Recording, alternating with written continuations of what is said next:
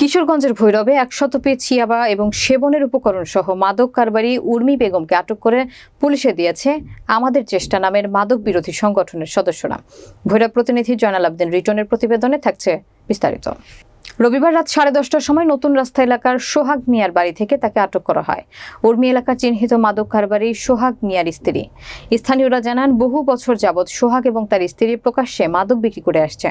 গতকাল রবিবার জানতে পারে সোহাগ সাগর নামে একটি ছেলের কাছে ইয়াবা বিক্রি করছে। এমন সংবাদের ভিত্তিতে আমাদের চেষ্টা সংগঠনের লোকজন সোহাগের বাড়িতে আসার সময় তার বাড়ির সিসি ক্যামেরায় দেখতে পায় এবং সে পালিয়ে যায়।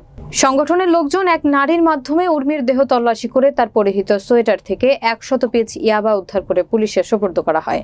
ভৈরব থানার অফিসার ইনচার্জ মোহাম্মদ শাহিন বলেন, গতকাল রাতে এলাকাবাসী 100 পিস ইয়াবা সহ উর্মি নামে নারীকে আটক করে পুলিশে সোপর্দ করেছে। আজ তাকে আদালতে প্রেরণ করা হবে। এই বাড়ির মধ্যে সোহাগের বাড়ির মধ্যে ওরা 3 ভাই এবং সোহাগের বউ 4 জন বেদম বুড়ি বেচে ইয়াবা বিক্রি করে।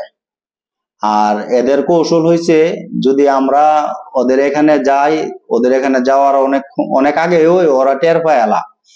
আর ওরা টের পাওয়ার উদ্দেশ্যটা হয়েছে, ওরা সিসি ক্যামেরা ওদের বাড়িতে লাগানো আছে। এই সিসি ক্যামেরা মিনিমাম 50 মিটার দূর থাকতেই ওরা খবর পায় আমরা যাইতাছি। আচ্ছা যাক, যা যেভাবেই হোক গেলাম। যাওয়ার পরে সোহাগের পাইছি না, সোহাগের ভাই ওরা 3 জন পালায় গেছে। সোহাগের বউর কাছে প্রায় 102 পিস ইয়াবা পাওয়া গেছে।